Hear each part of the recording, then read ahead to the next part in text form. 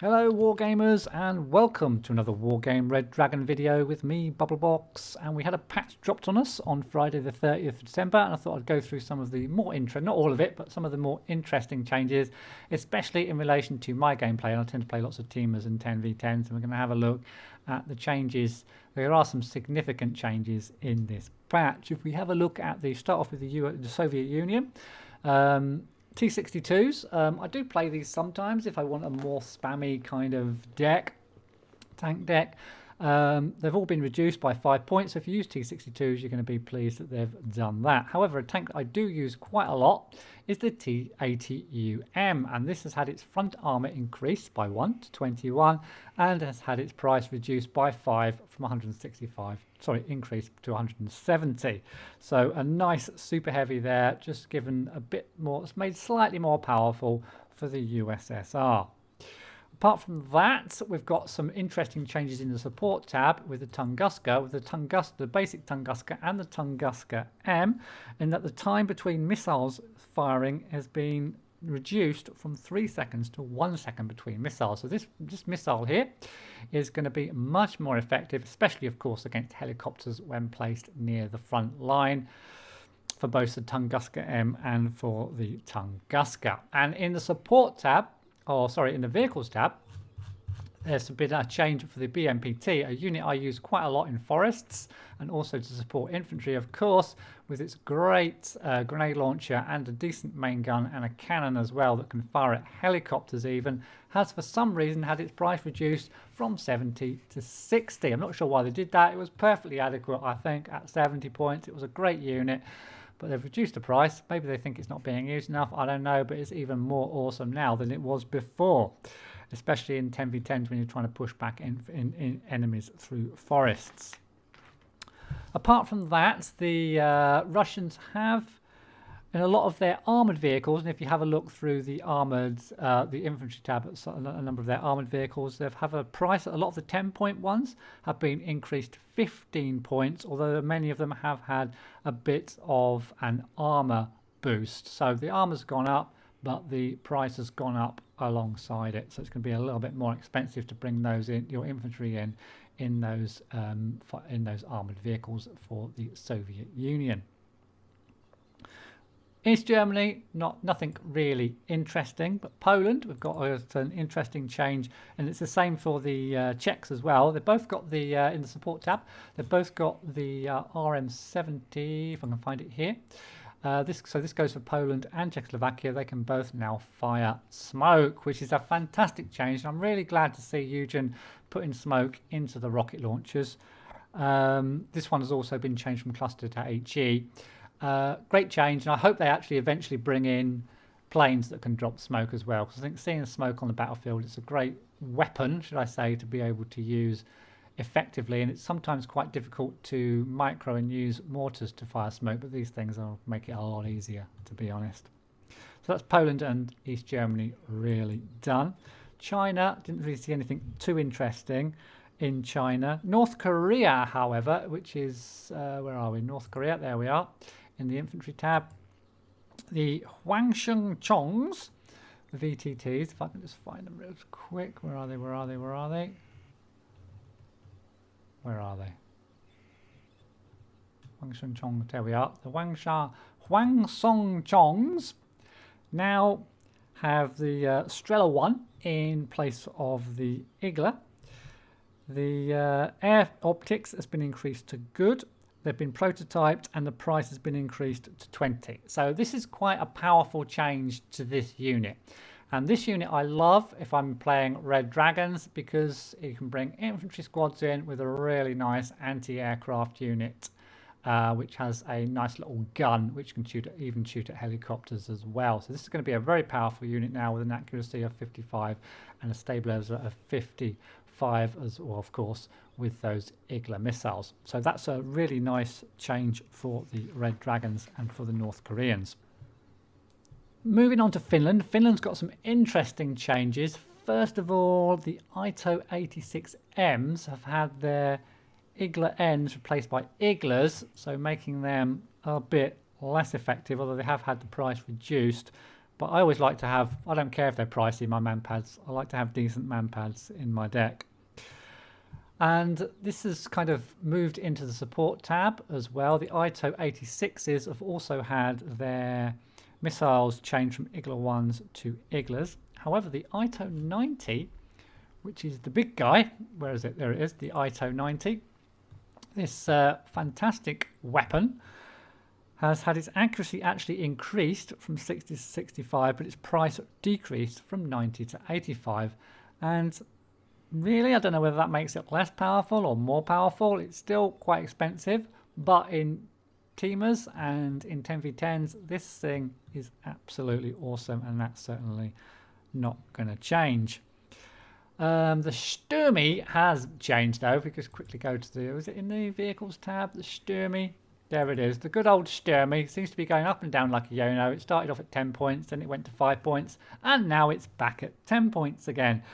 But this time it's had its fuel capacity increased to 370, and its autonomy also has been increased as well a little bit, I believe. Yeah, from 155 to 200, but its price has gone back up to 10. So it's still not going to be very effective, I don't think. But yeah, it's just one of those strange units that they're just going to keep messing around with.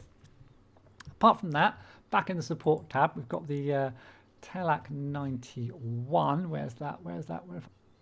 Oh, there it is. The Telak 91 has had its aim time reduced and its fire pattern changed to 5-round burst, but its dispersion's also been reduced. So, although I'm not a big fan of tube artillery in many of my decks, then this one might be useful now for sniping enemy units because its dispersion's been decreased so much, and it looks like its aim time's been reduced, which is always good when you're trying to snipe enemy units, because in case they move, of course.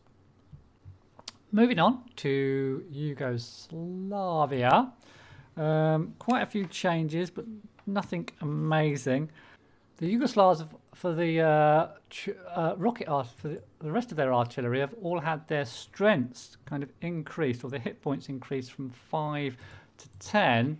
Apart from some reason for the Plamen, which has had his hit points reduced from 10 to 5. So I'm not quite sure why that's happened, but that's the case for sure.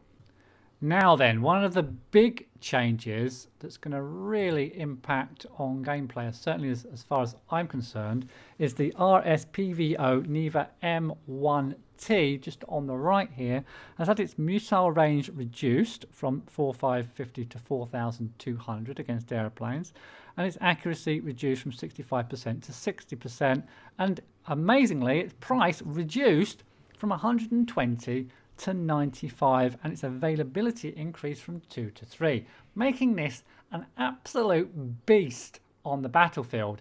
And I think I know why Eugen have been kind of forced into doing this, because they've got a radar guided version of this AA and they've got a non-radar guided version, and this non-radar guided version was incredible, and now it's even more incredible because what they've had to do, they've actually reduced the stats against helicopters, aeroplanes, to slightly below the one that's radar guided to make it kind of more feasible, I guess, in real life, or more, if you see what I mean. The accuracy has been decreased, but they've also decreased the price quite a lot as well. So it's still not radar guided. It's still extremely powerful against airplanes, has a great accuracy, and now only costs 95 points and you get 3 of them. So definitely go for this in your deck.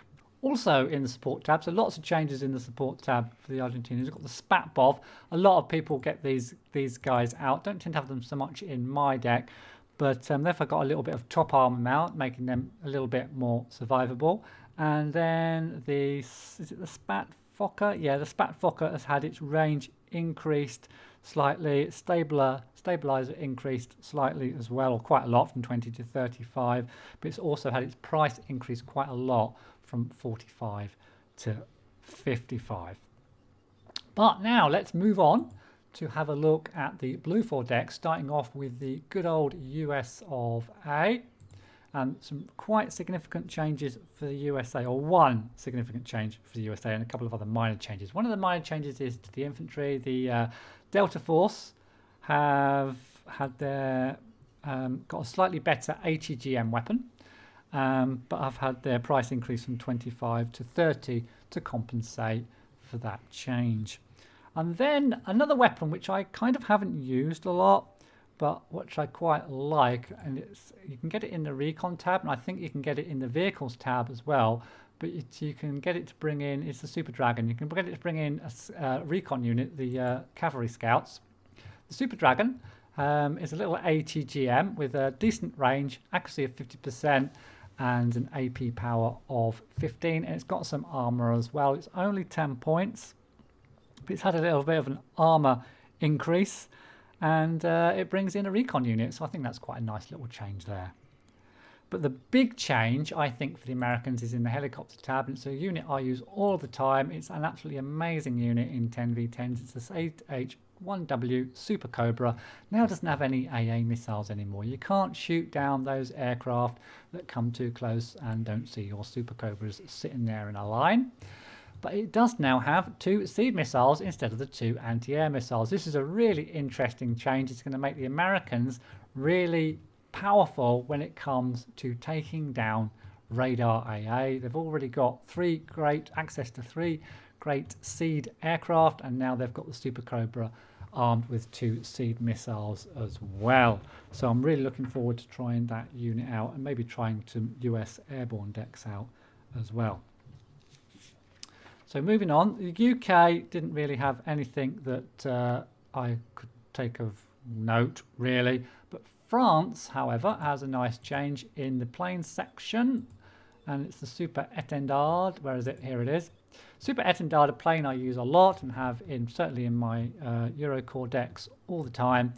It's a great ATGM plane, and in my opinion, it's been made even better now. It's had the gun removed, which I don't use anyway, and now it has 2 missiles. Now, I thought it had 2 missiles before, but I think it's had the type of missile change maybe. I'm not sure. If you know, let me know in the comments below. But it's got 2 nice missiles with a great accuracy, stabilizer, and a decent range as well.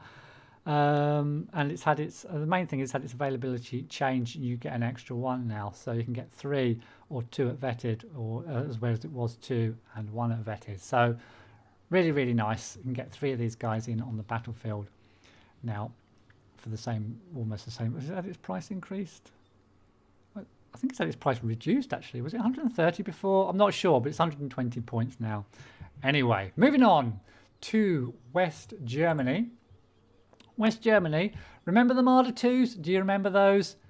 Yeah, great weapon, great infantry fighting vehicle, the Marder 2s. It's had a little bit of help now because it's had its availability increase from 8 and 6 to 10 and 8, but it's had its availability increase to 2 cards, so you can get even more of them now, and it's also had an accuracy.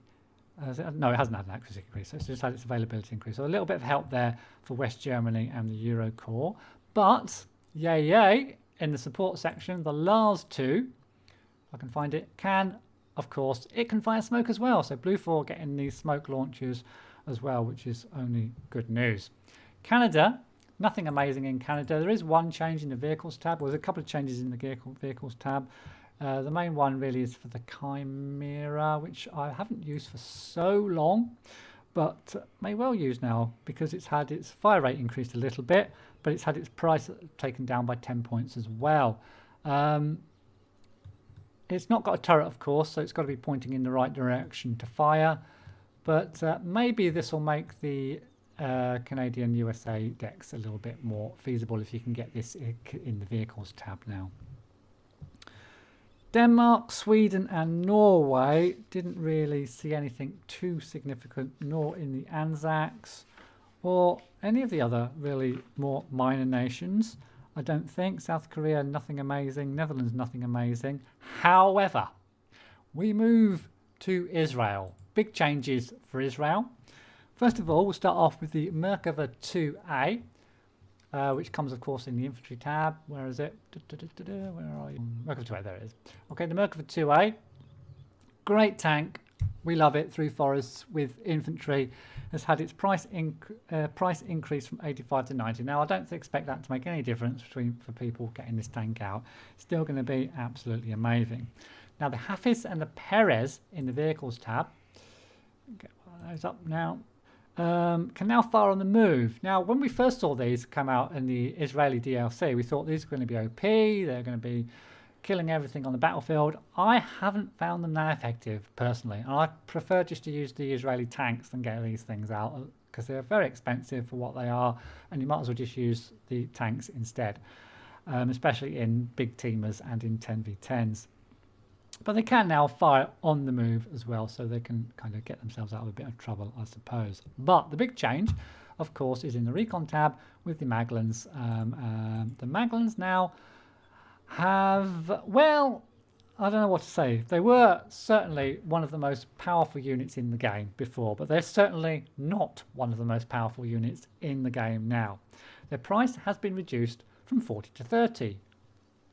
Great, you might think, but their numbers have been reduced from 10 to 5, making them now really squishy and very ineffective against enemy infantry, either attacking against enemy infantry or defending themselves from enemy infantry. And the number of missiles has been reduced from 5 to 4. The big change, though, is that the number of soldiers have been reduced. So they are going to be hunted now, I believe, by enemy infantry to take these guys out. One last change is the Seyfan.